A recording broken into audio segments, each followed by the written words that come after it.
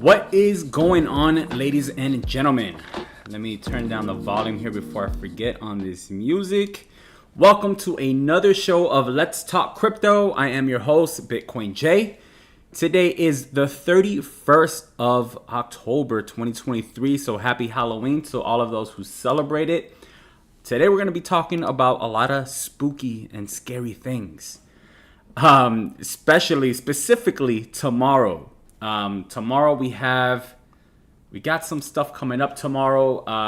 Of course, the interest rate decisions, which can definitely impact prices and introduce some volatility into the markets. So we're going to be talking a little bit about that. We're going to cover that, what our predictions are on that, what we might expect from that. And then we're also going to be talking about, of course, we're going to look over prices. We're going to have an overview of the entire market, what's been going on in the last 7 days since we last spoke. We're going to take a look at my analysis. Of course, we're going to take a look at some of the headline news for this week. It's been kind of a slow week for headline news. And then, of course, we're going to wrap it up with a Bitcoin price analysis where I pretty much go over everything that's been going on, what the price is doing, and give you guys my perspective on it and how I'm going to be trading it this week, basically. So at the end of everything, of course, we're going to do a Q&A. So if you guys have any questions about anything that is covered in today's video, drop it in the comments, and then I'll try to get to those questions at the end of the analysis. So without further ado, let's go ahead and jump right in. Let me say, excuse me. Let me say hello to Giannis. Happy Halloween to you as well. Appreciate you tuning in and being in here. Let's jump right into it. Let me switch over to the monitor here, and we can see that we're currently sitting in that $34,000 range. We basically moved up here since last week, pretty much a week ago, wasn't it? It was on Monday that we had the big move. So yeah, we've pretty much been, as you guys can see, we're just consolidating here, which is a very normal thing to happen after such a big move like we saw over the last 2 weeks. So and we're gonna talk a little bit more about this later on, but you can see that currently, if we kind of zoom out, you can see that we're at a very big area of resistance here. And I think we spoke about this a little bit last week, but we will touch on it again today. So let's see what the rest of the market is looking like here. Let me just kind of refresh this here. And we're gonna be taking a look over the last 7 days. You can see Bitcoin's only up about 1% over the last week, so it hasn't really moved too much. It's been mostly consolidating, as we just saw there. We do see XRP up over 7%, so it had a nice move up to that 60-cent range. We have Solana up over 17.5%, so it's currently at $36, guys. This is one of those coins, one of those projects that we've been talking about endlessly, right? For probably the past year or two, because we definitely believe that not only is this probably going to hit 100, but it has the potential to hit 200 plus during the next 2 years. So that was one of our favorite projects there. And the next big one is Chainlink as well, one of our favorite projects here, up over $11. It's up over 12% this week. Then we have Polkadot up over 5%. We have Avalanche up over 10%. It's finally back up over that $10 mark. And then at number 25, we have Cosmos Atom up over 13%. So let's take a look at the top gainers and losers in the top 100 over the last week. The top gainer right now is Thorchain, up over 35%. Gala up over 26%. Pepe once again making some moves back in the top 100, and it's up over 21%. BitTorrent up over 18%, and Solana up over 17%. Then the biggest losers in the last week is Mina Protocol down over 20%. Radix down over 10%, Maker down over 8%, Stacks down over 8% as well. Let's move on to the economic calendar for this week.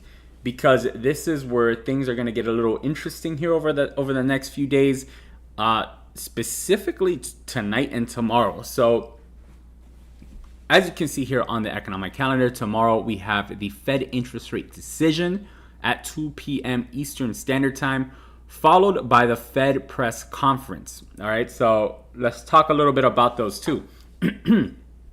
So the Fed interest rate decision, basically they at 2 o'clock Eastern Standard Time, they release a decision on what they're going to do with interest rates. So whether they're going to hike it, cut it, or pause it. So the last two, it's been paused. And now for this one, as you can see, the consensus is that once again, there's going to be another pause. And if we look over here, this is a probability chart from CME Group. You can see target rate probability for tomorrow, 97.2% probability of a pause and a 2.8% probability of a cut. So it's very unlikely that there's a cut, very unlikely that there's a hike. So we're most likely getting that pause. And as we start moving over to December, you can see 69% for a pause once again. And in January, once again, 59% for a pause. Trying to see when does the we have another pause expected in March, another pause expected in May, and of course all this can change at any given time, right? So by June is when the market is starting to expect a cut here, and July we're expected to have that cut already happening, and possibly another cut is what they're beginning to put there in the probabilities. So that's just kind of a look into the future, but for now, the main focus is this one right here, and that's most likely what's going to happen there tomorrow. So as long as that happens, we shouldn't see anything too crazy as far as volatility in prices. As long as there is a pause tomorrow, which is what the market is expecting, what the market has already priced in, everything should be as normal, right? Normal business going forward. Now where things could get tricky is if there's anything else. So if for some reason there's a surprise hike, then you can expect the markets to definitely dump. If there's a surprise cut, you can expect markets to take off. So the market has priced in a pause. Anything else, that's when you can expect a lot of volatility within the market. As long as it's a pause, it's probably going to be, a non-event, basically. Now, what we do have to focus on, though, is after that, at 2:30 p.m., we have the Fed press conference. Now, the reason this is important is because they start answering questions. That's when Jerome Powell gets on there, starts answering questions and potentially hinting towards the future, right? Potentially hinting towards the next interest rate decision, and and they might give a hint on if they're still planning to continue pausing or if they're planning to hike interest rates, or of course cut interest rates. I'm not expecting a cut anytime soon. They've said it multiple times over. I'm expecting probably another pause going forward. I think that's what markets are expecting as well. So that's what's expected. If there's any hint of anything in that isn't a pause, then the markets are going to react accordingly. So you got to be prepared for any volatility at 2:30 p.m. It's basically from 2:30 to 3 o'clock. They'll be talking. There could potentially be some volatility there if there's anything that we're not expecting. So that's the main things that are on the agenda for this week. Tomorrow is going to be basically the main thing. And then the last thing that I want to talk about that's on the agenda for this week is it's the close of the monthly candle. So let me kind of zoom out here. So this is the biggest candle that we've had since January of this year. So January, we had a move up 39.98%. And this month, we've had a move up of 27.6%. So you can see in March, we had a move of 23%. So that one comes in at third place. But yeah, this month, October, second biggest move of the year. Now, remember, we spoke about October at the beginning of this year, at the end of last month. I'm sorry, at the beginning of this month, at the end of last month, right? We showed you guys the returns monthly, and we spoke about October and how it's Bitcoin's most bullish month in its history. As you can see, compared to everything else, this has the most green. And once again, it is green yet again. This is 1, 2, 3, 4, 5 years in a row where Bitcoin is green in October. All right. The last time that we weren't green was in December 2018 when we were in a clear bear market. But even last year when we were in a bear market, we still were in the green at 5%. So again, October, big green month for Bitcoin. Now we're moving into November. So in November, it's interesting to look at, because if we look at how many years it's been green in November, we have 1, 2, 3, 4, 5, 6, and then we have 1, 2, 3, 4 red months, red Novembers historically, right? So that gives us a 60% chance, basically 6 out of 10 times it's been green. So it's not anywhere as good as October has been historically, but it is a pretty good month overall for Bitcoin, usually, right? According to how it's done historically. Now, one thing that I do wanna take a look at, last time we had a really big month was 2021. Then in November, we did have basically a pullback of 7%. In 2020, we had a big month October and another big month in November. In 2019, after a green month in October, we had a pullback in November, minus 17%. In 2018, that was a bear market, so we had red months both times. 2017, bull market, we had green months both times. 2016, we had green months in both October and November, and it wasn't really the bull market yet in 2016. So 2016 was pretty much, I would say, where we are right now. 2016 was the year pre-halving, I want to say, and 2017 was the halving. So that would put us, what was it? Oh no, 2015 would be pre-halving, 2016 was halving, and 2017 was post-halving. So that's how that worked out. So if we were looking at trying to compare, we're trying to basically put the puzzle together here on how historically pre-halving it's done. So pre-halving, if it would have been on 2015, we can see that we had a green month, just like here, and it's pretty close, right? 33%, 27%, and then once again in November we had another green month, 19%. Pre-halving in 2019 was a little bit different because we had 10%, 27%, and then we had minus 17%. So we did have a correction there. And then this was the year of the halving, and this was post-halving. So, we don't really know which way it's going to go, right? Because we're up a lot right now, and technically speaking, we are due for some sort of pullback or correction. But we've seen it in the past where, price can continue up for another month. And you can see here in 2015, this was pretty much the same spot that we're in right now, pre-halving. We had green, green, green. So 3 green months in a row. And then January, the year of the halving, we started with a pullback in 2016 before then going back green, right?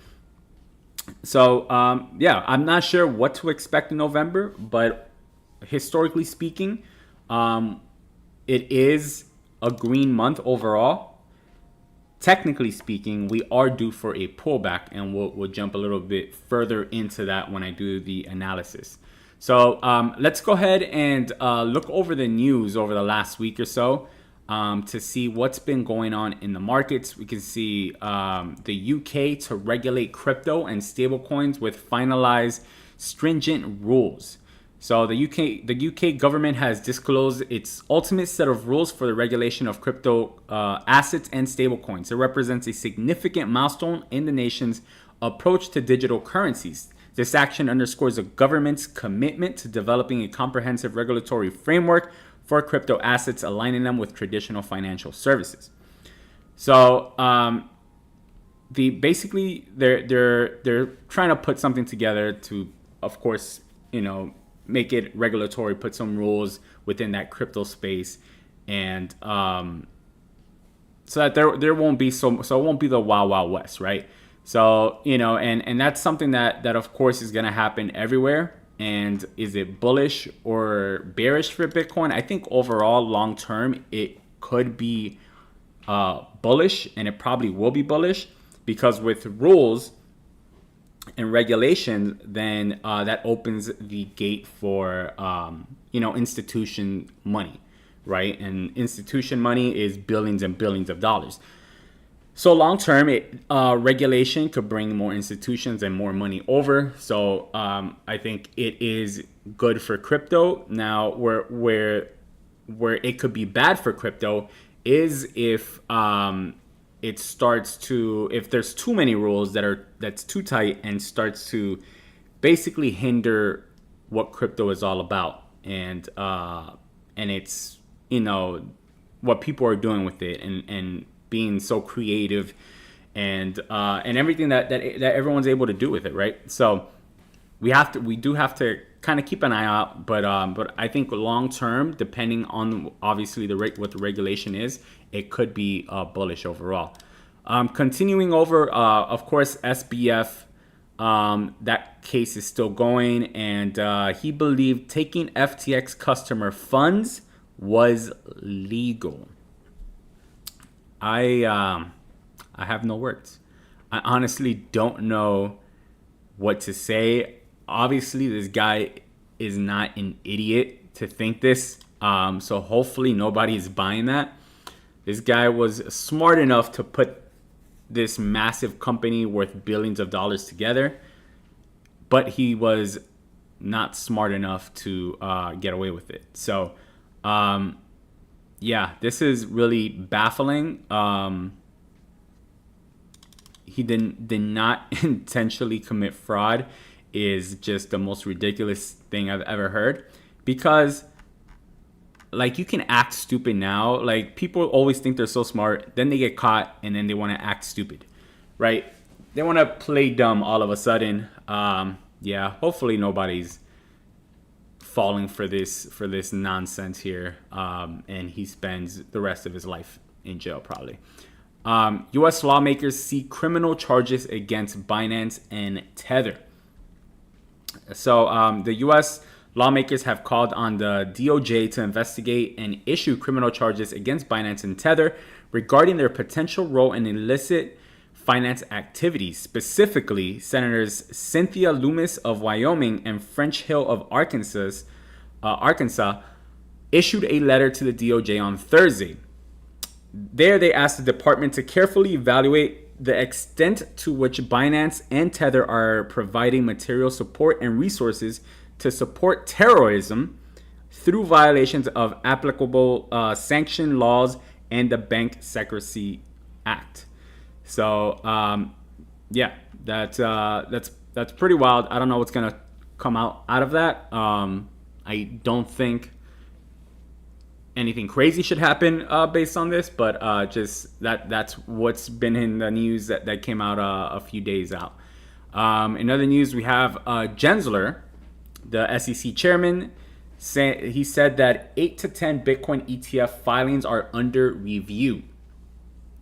So this has, of course, encouraged and made people more bullish overall, because everyone's expecting an approval here soon. So once we get that approval, we could definitely see that first official approval. We're definitely going to see a spike in Bitcoin's price. However, remember that a lot of this approval news is already being priced in to Bitcoin. So I think a lot of it is already getting priced in, and because of the constant ETF approval news, and because of the looming inevitable approval of a Bitcoin spot ETF, that's why we haven't had a pullback yet. We haven't had a big pullback yet that, technically we're due for. So I think that's why price has been holding up so well here. We do expect that approval soon. And if it doesn't happen soon, we might get a further pullback here on Bitcoin. If not, if we do get the approval soon, then we could see another spike, I would say, to new yearly highs, potentially to the $38,000 to $42,000 level. So I would say that this year's maximum, if I had to, and this is obviously just a prediction based on historical, what Bitcoin's done historically. If I had to just guess, right, and say, okay, if the approval happens this year, how high could Bitcoin go? I would say between 38 to 42 is that next range where Bitcoin could go. So I would not be surprised if approval came through in November and Bitcoin went from 34 to about 38, right? I think that's a pretty fair movement. We're at 34,000 right now. When we got the rumors about the approval about to happen last week, we went from we opened at 27. So from 27 to 35, that was $8,000 move basically. Now we've pulled back some. We're at 34. Could we get another, and like I said, I think a lot of this is already priced in, so I wouldn't expect another $8,000 move on news of approval unless we pulled back here. I think if we pulled back from where we are right now, 34,000 to let's say 30,000, and then we got that approval news, I could see it going up $8,000. I think we would definitely break the highs here. And then 38,000 would be the high that I would think around that time. If we pulled back to $30,000, if we stay here at 34 in this range, then I say still between $38,000 to $40,000 is probably the top, and the absolute top being 42,000. 42,000 was of course a previous all-time high. And if we look back on history, it's played a pivotal role here multiple times over. So I think that would be the ultimate high here for Bitcoin if we got that approval here in the next month or two. So, but yeah, so they have 8 to 10 Bitcoin ETF filings under review. Of course, we're waiting for an approval here. In other news, the SEC charges BlackRock with failing to disclose investments. So this came basically soon after the whole news with BlackRock Bitcoin spot ETF getting about to get approved, right? The SEC charged BlackRock for failing to properly disclose investments that compromise a significant portion of a publicly traded fund it advises. This is according to the SEC statement that was released. So, to settle the charges, BlackRock is agreeing to pay $2.5 million in penalty. The SEC's order finds that from 2015 to 2019, BlackRock Multi-Sector Income Trust, the BIT, made significant investments through a lending facility in Aviron Group LLC. Aviron is a company that developed print and advertising plans for 1 to 2 films per year. So, this is a nothing burger. $2.5 million to a company that manages billions and billions of dollars is basically like us getting fined, $100, right? Or $20. Maybe it's like us. For them, $2.5 million is probably for us a fine of $25. Like, when we get a parking ticket, like it sucks. but it's only 25 bucks, right? It's not something we ever lose sleep about. That's pretty much what 2.5 million is for BlackRock. So I don't think that's there's pretty much a nothing burger here. I don't think it changes anything in anything, right? So now that we've looked at all that, we're gonna jump into the analysis for this week. Basically, every week I do a market analysis report in the Discord group, and let me change the camera here.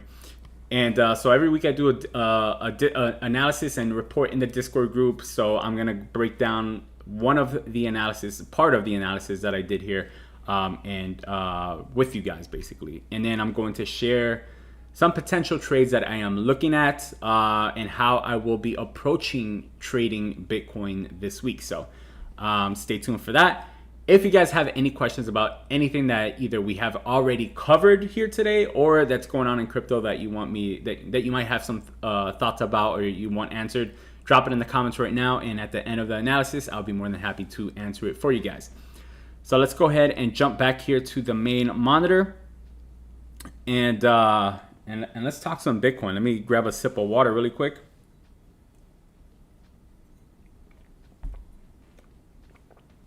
All right, so let's see here. Let's start. We're gonna start like we always like to start top down, right? So on Monday we opened up. Starting with last week. Last week we opened up below 30,000, and 1 week later we're now sitting at $34,000. Price ran up over 27.7%, or $7,500 in a span of 2 weeks. This has been mostly fueled by Bitcoin spot ETF news, of course.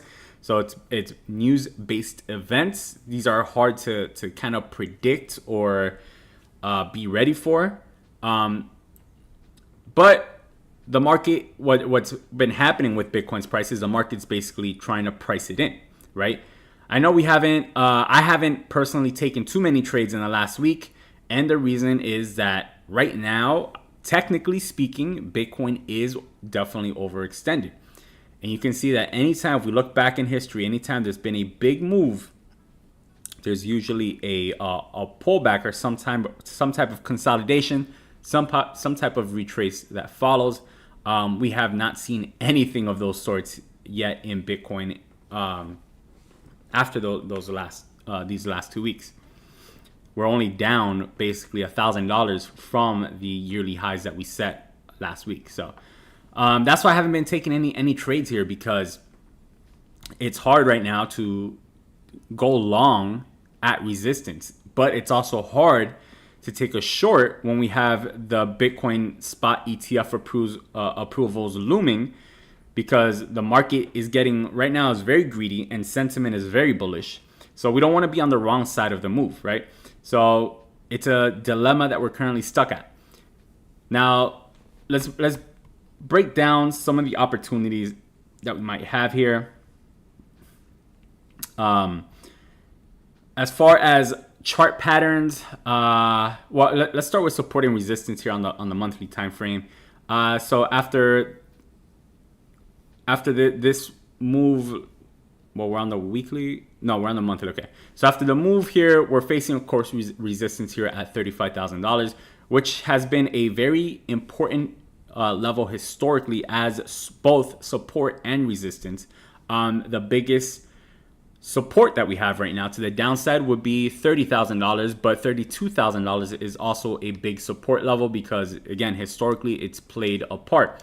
So, kind of zoomed out here, we can see this green box. This has been a big level of support and resistance. We can see all the way, if we look all the way back to 2020, we set a new all-time high here at this level. Then basically we set another new all-time high and we had a big pullback to the same exact level. Then once again, it was used for 3 months here as a support level. Once again here, used as a support level for another 3 or 4 months.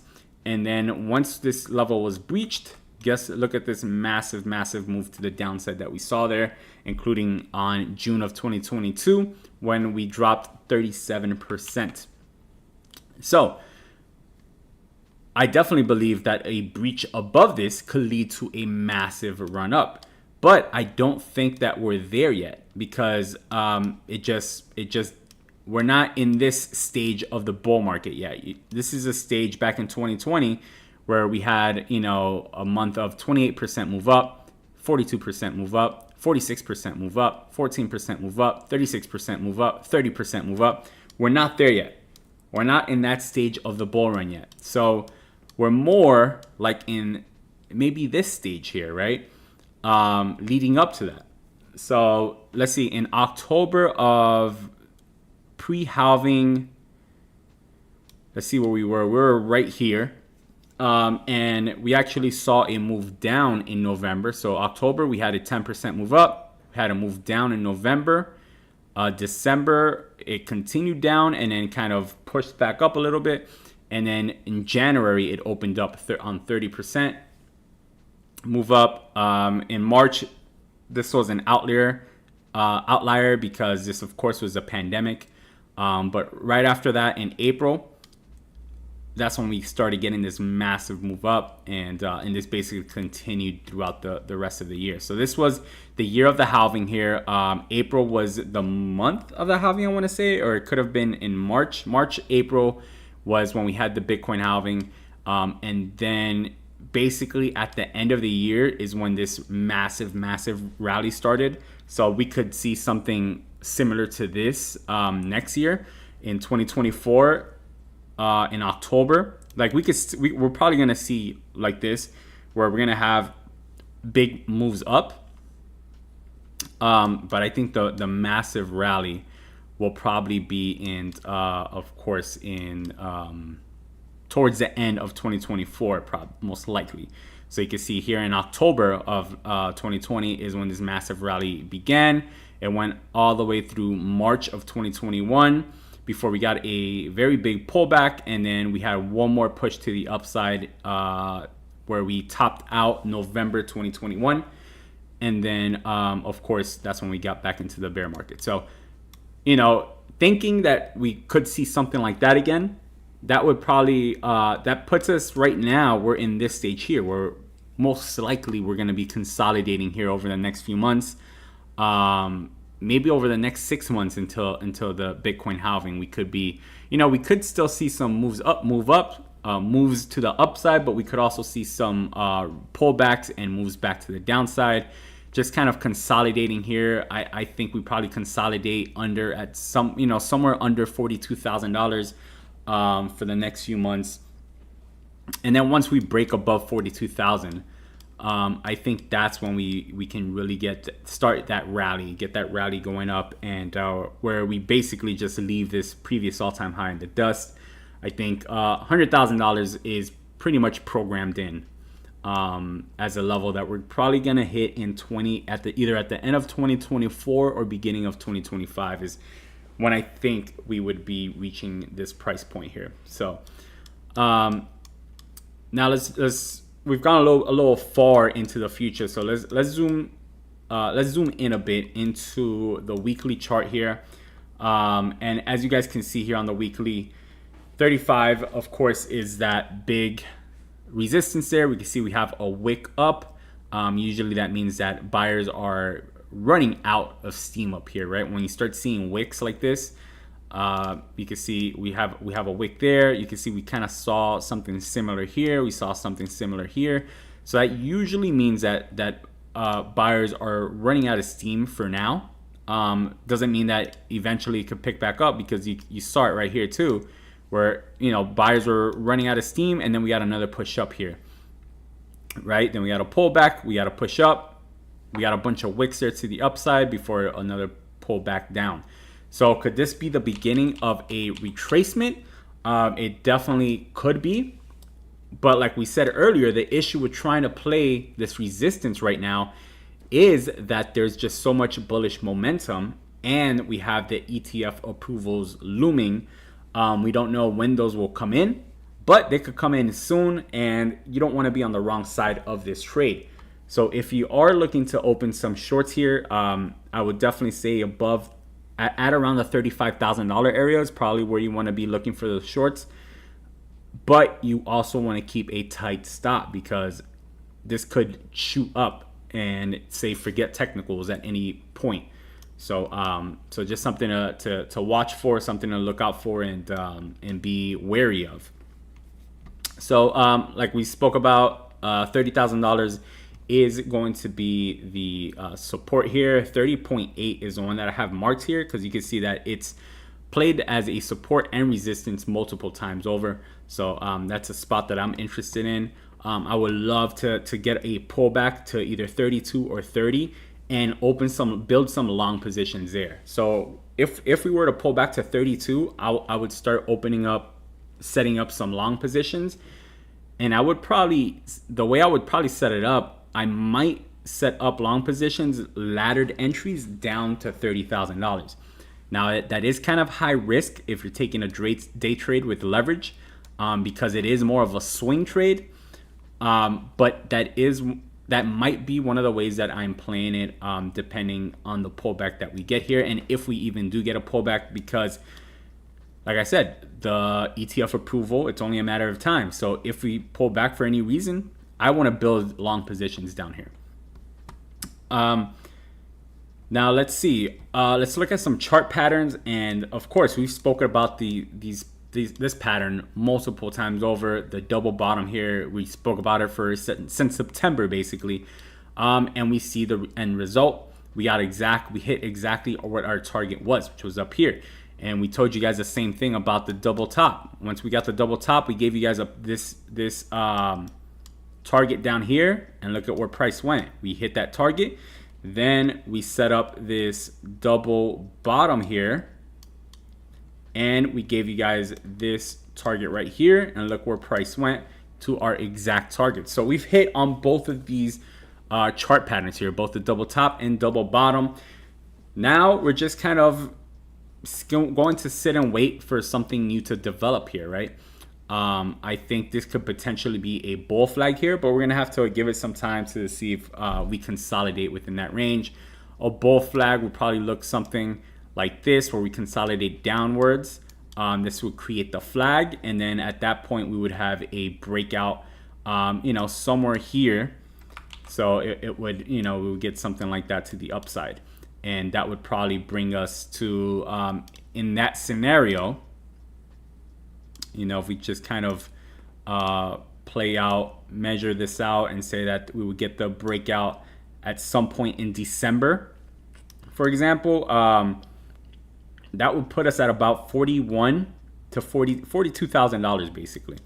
So now, again, this is just a scenario that I'm just kind of making up right now. This hasn't happened. As you can see, we don't have that that consolidation down right now. We don't have that channel, so there's no bull flag right now. But that could be something that we see over the next few months. So something that we're going to be watching over the next few weeks here, since this is a weekly chart.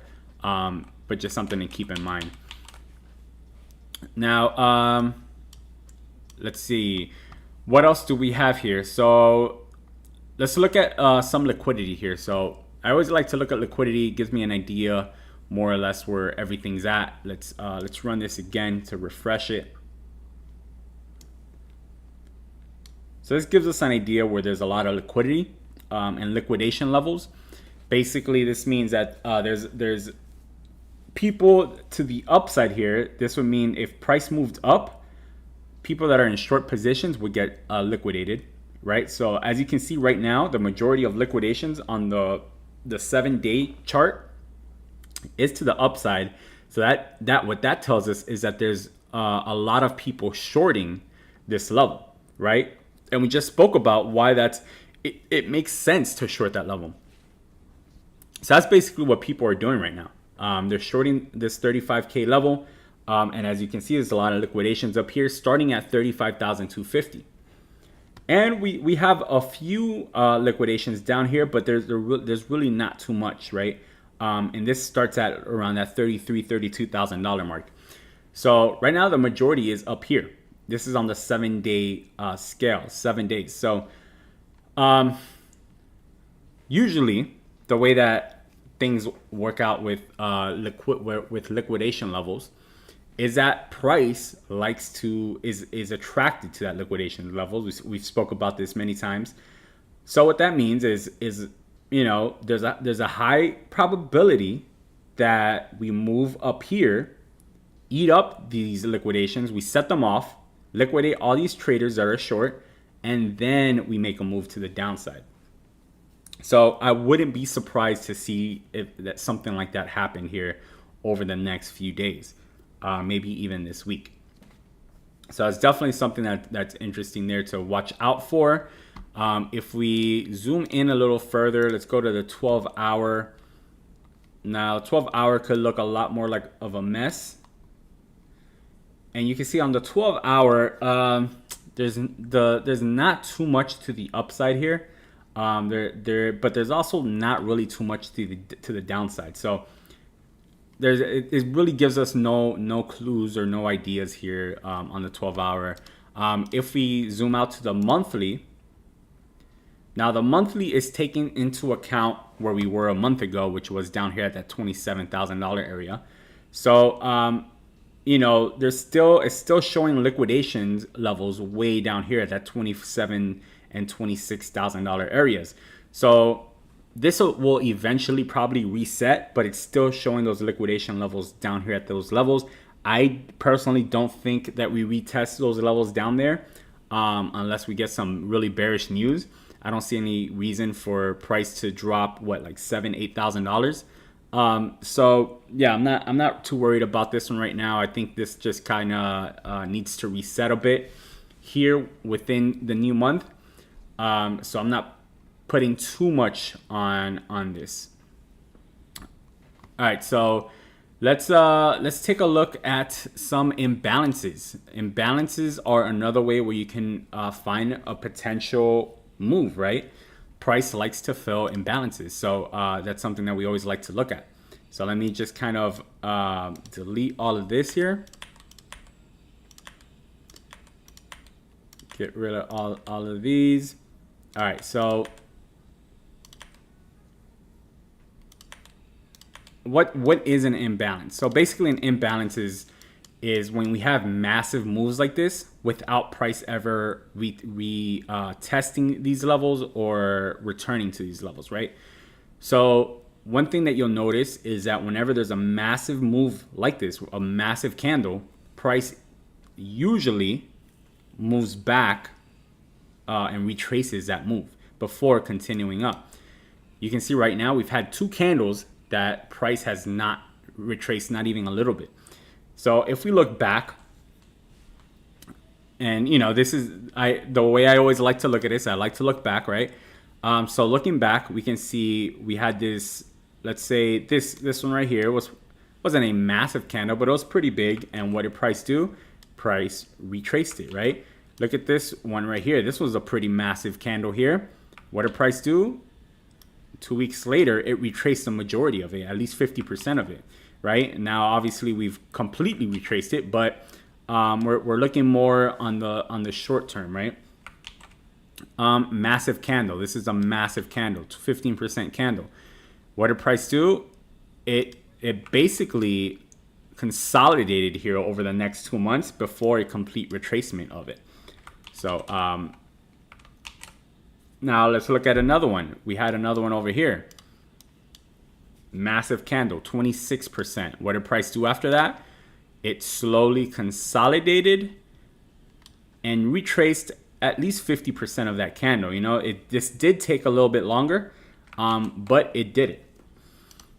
And now there is times that is not going to retrace the full candle. So we had this massive candle here, and you can see that we only got about 25% of the way of that move. So that shows you this rule is not a set in stone rule that always happens, but it happens a lot, right? It happens very frequently. You just keep going back in history looking for these big candles and seeing price eventually retrace those big moves.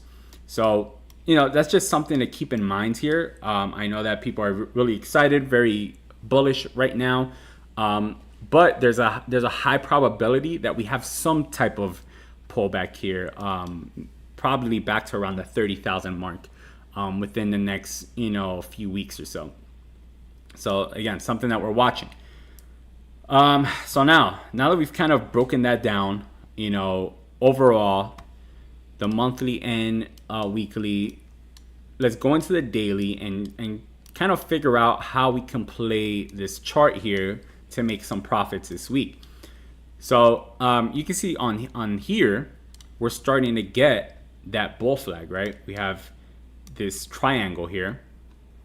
So eventually it has to break out, or break down, right? It has to make a decision. Usually when there's triangles, it's a 50-50 pattern, right?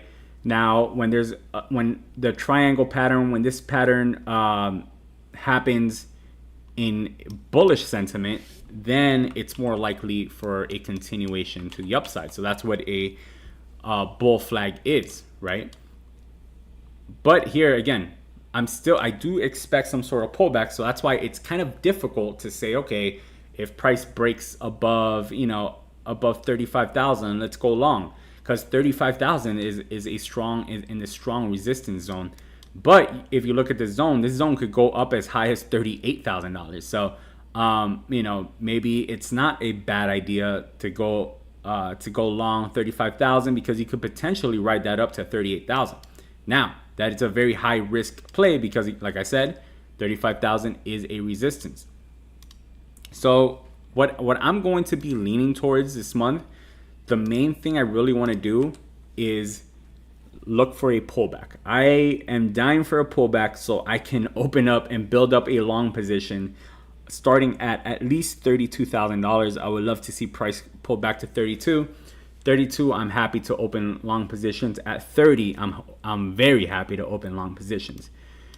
At 35, if I had to make a play, if I had to open up a trade, right, then I'm looking at short positions, really. So the way that I would probably do it is at 35, if we break above it, I would wait for price to start dropping back below it, and then probably once I see that rejection, then open up a short position. It's going to be a day trade. I'm going to be looking to take profits at 250, 500, 750 type of things. So it'll be a scalp, because again, I'm afraid to be in a swing position with that Bitcoin spot ETF news looming, even though there's a big chance that if you open up a position here, you could write it down to $32,000 or $30,000. And that would be a home run trade, right? But again, it's very high risk. So that's basically what I'm doing this week, right? I'm waiting to see what price does. The main trade I want to take is a long position. I want to build long positions at 32 and below. Up here, I want to maybe play a small risk, small position, tight stop loss, short play here. So that's what I'll be likely looking for up here at that $35,000 range. So pretty much that's I covered everything, right? That's pretty much what I wanted to kind of share with you guys as far as what's going on right now in that crypto space. If you guys have any questions about anything that we've covered here or anything going on, drop it in the comments right now. If not, we'll go ahead and wrap things up here. Let me take a drink of water. I've been talking nonstop basically for an hour right now.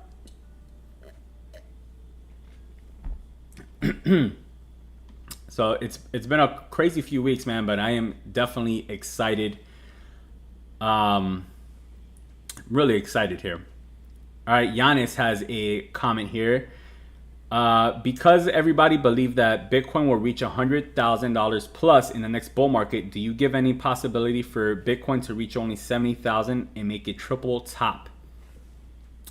So, I mean, there's always that possibility, right? That is one of the scenarios. And when we're thinking about potential scenarios, you have to think in a probabilistic range of outcomes instead of a black and white, right? So will we hit $100,000?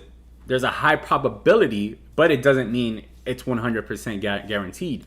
But because looking back at Bitcoin's price historically, it does show us that we're supposed to, right? That there's a high probability shot at hitting that next level, a new all-time high, just because it's what it's done historically for its entire history, right? We have pre-halving, Bitcoin's price starts moving up. Halving, Bitcoin's price really starts moving up, and then the year after halving is when we set new all-time highs. Historically, that's how it's happened. So because of that, that's what the probabilities point to, right? It's happened 100% of the time. So it's a very high probability that that's what's going to happen again. History is once again going to repeat itself. Now, is it going to reach 100,000? That part we don't know. We're just kind of making predictions and trying to make our best guess based on historical data, right? Now, we don't think it's going to move just like it did last time. For example, it went from $20,000, which was its previous all-time high, to $69,000. So that was basically 20, 40, 60. It was a 2.5x, right? Are we going to do another 2.5x this year, from 69 to what would that take us? 69 times 2.5. That will put us at about $172,000.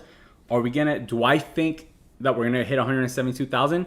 I don't think so. That seems very, very difficult to hit. So what is more realistic than that? I think, from 69 to $100,000 is not even a 2x, right? It's from its previous all-time high. So that's why it seems very reasonable, because a 2x, you're talking about around $140,000. So 140, are we going to hit $140,000? I mean, right now it doesn't seem realistic. So when you take the thought from, all right, historically, like last time we did a 2.5x, that puts us at $172,000. That doesn't seem realistic. If we think about a 2x, all right, what's a 2x from the last all-time high? $140,000. Like, that seems more doable, but still, it's like Bitcoin hit 140,000. It's still, again, it doesn't feel realistic. So if after thinking about those two numbers, if we think, how about $100,000? That seems a lot more realistic after looking at 172 and 140. So I think that's what a lot of people are doing. Then the other aspect to it is the psychological aspect of it, right? So now we're talking about basically the biggest whole number that there is, right? $100,000.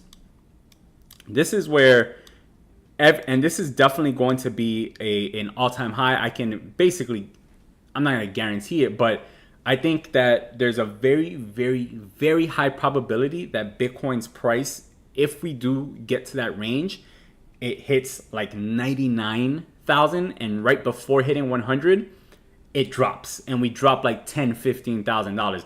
I think that would be really realistic, where we have a massive correction at $100,000, just because it's so such a huge whole number, right? Huge psychological barrier for the human mind and emotion. So I think that $100,000 that's why I think $100,000 could be that potential all-time high, just because it's such a big whole number and it's such a big psychological number that everybody's going to be selling at $100,000. So that's why I kind of see it in that way. Is there an event where we can hit above $100,000? 100%, right? There's definitely that scenario as well. The same way there's a scenario where, we hit less than 100, that we don't make it to $100,000. So, I mean, all those scenarios are definitely in play. And the thing is that we don't know where it's actually going to end up. So the best thing that we can do, instead of trying to guess where it's going to be, once we start hitting all-time highs, The same way you dollar cost average in during a bear market, you want to start dollar cost averaging out during the bull market.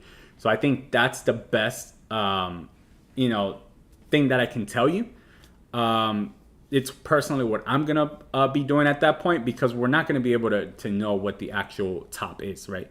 So like, there's no way that we would have known. Like in hindsight, now we think about the previous all-time high and we're like, yeah, $69,000 in Bitcoin, 69, right? That makes total sense in hindsight. Like, why didn't I think that we would hit 69,000 and that's what the top would be? Like, everybody would set their sell orders at 69,000, right? That's, you think about it now and you're like, wow, that was like, it was so obvious in hindsight. So now what we have to try to do is, using historical data, try to foreshadow or try to have foresight of what's to come and try to make our best decisions possible based on that. Because at the end of it, we have to know that we're going to be wrong. There's no way we're going to predict exactly where that top is going to be. So our best bet is to just use the same strategy that we're using during the bear market, except opposite, right? We're going to dollar cost average out instead of dollar cost average in. So I hope they gave you some sort of answer. I know it wasn't a very specific answer, but it's a probability type question where, what's the probability of us hitting 70 versus and triple topping versus 100, and it's just based on probability. The probability right now is that we're not going to triple top and that we're going to set another higher high, another new all-time high. But it's definitely a scenario that could happen. So that's what there's not 0% chance that it happens, right? So there is a chance. Also, if you have a chance, can you do a quick check at Cardano daily time frame and give your opinion? Yeah, for sure. Let's take a look at Cardano here. I haven't looked at it in a while, to be honest. So let's look. So you can see I've already set up levels here of last time I looked at it. And one of the main levels that I had set, you can see I already have, oh, sorry, you can't even see my chart.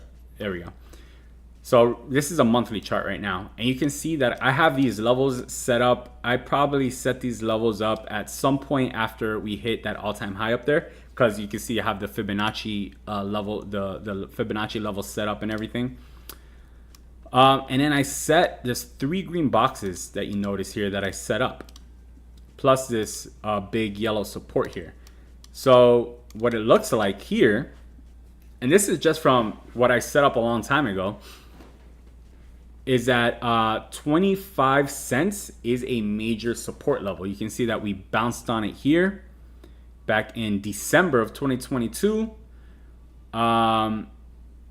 We hit a high this year of 46 cents, and we retraced all the way back, but you can see that the support is held this entire time. So I think 25 cents looks like a really, really great area for buying if you're looking to add to your positions. If not, I think right now, just within this green box period, is a great time to buy. So this green box is from 25 cents all the way up to about 35 cents. So there's that 10-cent range where I just think it's a really good opportunity to buy. And then, the all-time high is, of course, at $3.16. I think, in the next 2 years, we're definitely going to hit that again. If we look at what exactly that looks like, that's over a 10x. That's 1,144% move from where we are right now. We're here, so still about a 10x. So basically, what you're saying is, all right, any spare money that I have, let's say you have $1,000. If you decide to put $1,000 into this, and I say 1,000 just because it's the easiest number to to calculate, right? And I think it's a pretty general number for that a lot of people can, at least muster up, right? They can muster up $1,000 in savings. So let's say at $1,000, put $1,000. Don't look at it for the next 2 years. I do think that $1,000 could turn into $10,000 within the next 2 years by 2025.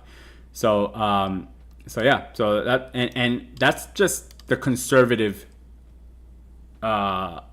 prediction, right? That we get back to previous all-time highs. But again, if we look at previous years where we set all-time highs and then compare it to the next one, you can see that this last all-time high was higher than the one before that. So it wasn't that much higher, but it was 126% higher. So if we say, okay, so this time maybe we get another 126%, right? Another 126% would put us at basically $7.25.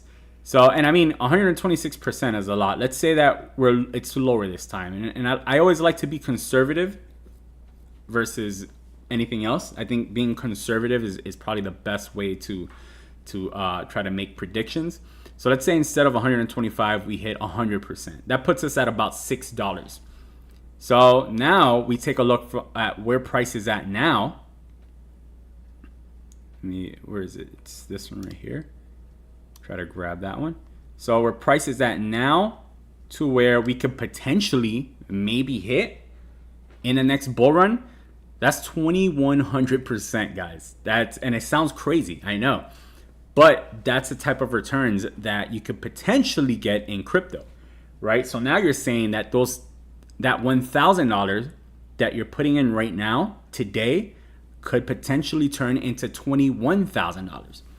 And that's when, it changes from just a little bit of, return into, okay, this could potentially be some life-changing returns. So it makes sense why you've seen all those people in the news about retiring or selling their homes for Bitcoin and things like that because of these potential returns. Because we're only talking about $1,000. What if you put $10,000 in here, right? A 2,000%, a 20x on $10,000. Now you're talking about $250,000, right? So for the people that, and again, this is not financial advice. I'm just thinking out loud here, and speaking about historically what price has done and about stuff that I've seen on the news, right? I would never sell my house to put it all in crypto. But there have been people that done it. So now imagine someone really, really believes and they're like, you know what? I'm just going all in. And if it fails, if I'm wrong, then I'll just be homeless. And they end up selling their house, living out of a truck or living out of a motorhome or something like that, right? A trailer. For the next 2 years, if maybe they say, you know what, I'm going to sacrifice the next 2 years of my life. I'm sure that's what, where their mind went, and sell their home, put $100K into this. Now a move like this, we're talking about $2.1 million, right? So if it could have been someone that was broke, sold their house for $200,000. They kept $100 to live off for the next 2 years. They put $100 in it, and then they got a 2,100% return, 21x. That turns into $2.1 million, life-changing money, right? So that's why we see all these life-changing stories. Again, not financial advice. Do not sell your house to put it in crypto. I don't recommend that. But just so you get an idea of some of the potential that's in it for those, depending what type of money they're putting in.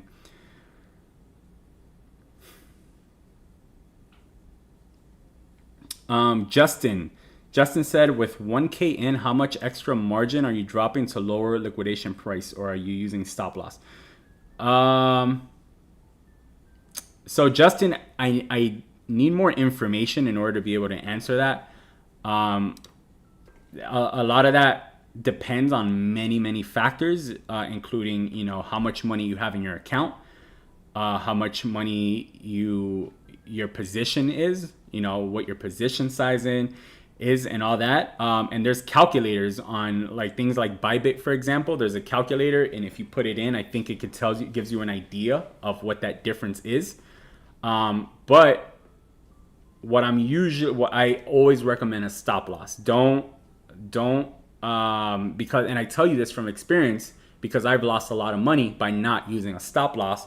And I did that same thing where I started, when the liquidation price was getting near, I started adding to the position or adding to the account so that liquidation price could go down. And man, when I tell you that I lost sleep over some trades because I did that, it's not fun. I don't recommend ever doing that. Just use a stop loss, have a plan, set up that plan before you ever even get into the trade so that you do not lose any sleep over it. Yeah, it might suck to lose out on a trade, especially if the trade hits your stop loss and then moves up. It sucks when that happens, but trust me, I'd rather take a very small loss than be sweating over my liquidation getting hit, right? Running out of money and blowing up my account. You do not want to get into that mind state. You do not want to lose sleep over that. You do not want to sweat over that. So don't do it. That's the best thing I could tell you. So I appreciate you guys. Giannis, yeah, definitely don't sell your house. I appreciate you guys for tuning in. Thank you for the questions. Hopefully we have a good week. I think we're gonna consolidate here for a while. But who knows? Maybe we get that Bitcoin ETF approval, and